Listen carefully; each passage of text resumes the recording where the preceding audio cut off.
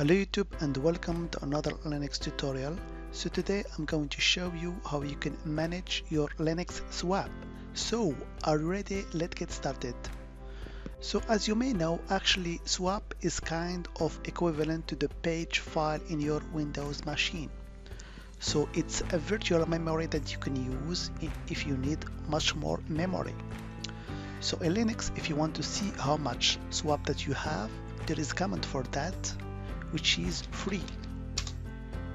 So here it gives me how many or how much RAM that I have and how much swap that I have. I can use it with the option -m in order to get that in megabytes.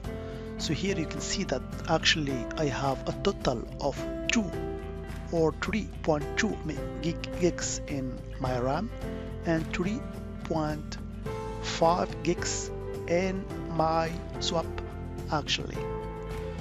There is another command that you can execute, which is swap on.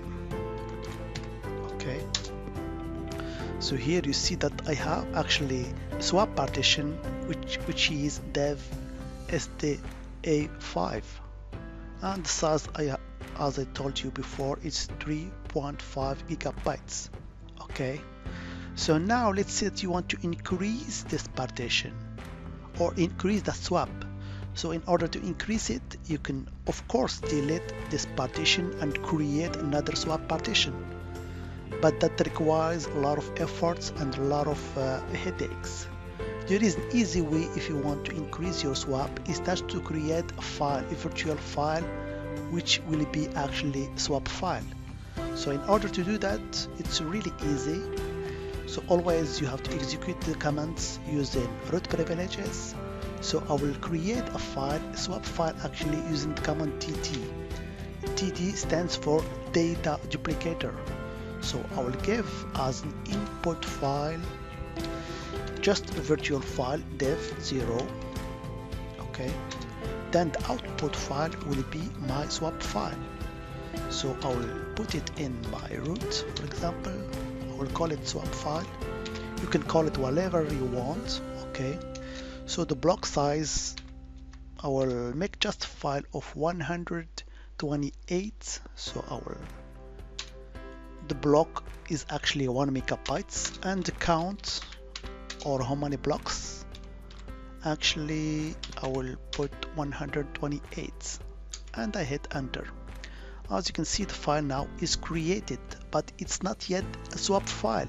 So in order to make it swap file, always with sudo commands, so there is a command called mkswap, and I will give the path to my file here. Okay, so now I have a swap file, but it's not yet activated. In order to activate it, the command is obvious. It's called swap on. Swap on, then my swap file. Okay, so now I have created a swap file and I'm using it.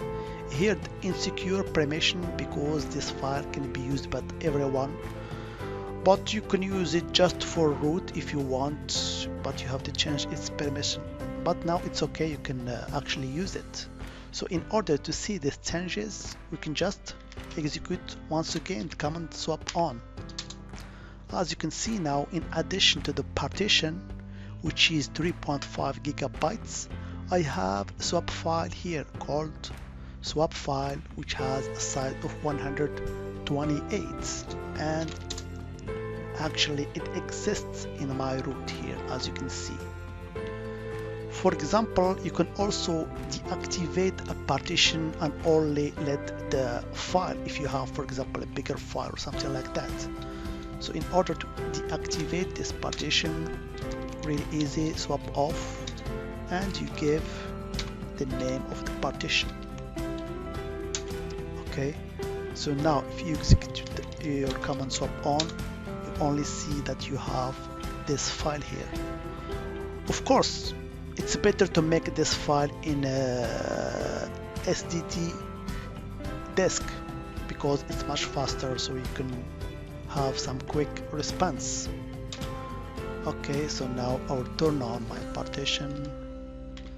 So now if I execute once again free, you can see that my swap has increased by 128 megabytes. Okay, so that was just a brief introduction to how to use swap in Linux machine. As always, I hope it has been informative for you, and I want to thank you for viewing. Bye bye.